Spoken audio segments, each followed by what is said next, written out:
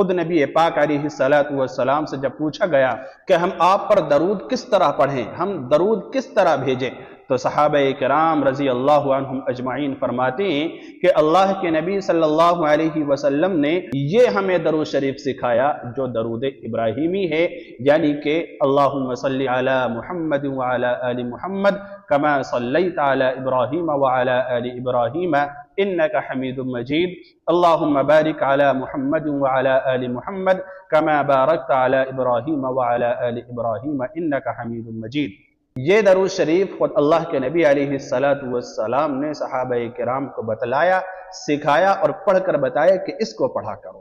تو اس سے اندازہ ہوتا ہے کہ یہ درود ابراہیمی سب سے افضل درود شریف ہے، سب سے بہتر درود شریف ہے، سب سے اعلیٰ درود شریف ہے اور سب سے زیادہ طاقتور درود شریف ہے۔ درود شریف کو پڑھنے کا اہتمام کرنے والا بندہ کبھی خسارے میں نہیں رہتا ہے، ہمیشہ فائدے میں ہی رہتا ہے۔ اور درود شریف ایک ایسی عبادت ہے کہ اللہ تبارک و تعالی بھی خود نبی صلی اللہ علیہ وسلم پر درود بھیجتا ہے، فرشتے بھی نبی صلی اللہ علیہ وسلم پر درود بھیجتے ہیں۔ جب اللہ اور اس کے نورانی فرشتے درود بھیجتے ہیں تو پتہ چلتا ہے، بعض اکابرین فرماتے ہیں کہ دنیا کے اندر جتنی بھی مخلوق ہے، چرند پرند، انسانوں میں، جناتوں میں، درندوں میں، سارے کے سارے نبی پاک علیہ السلام پر درود و سلام کا نذرانہ پیش کرتے ہیں۔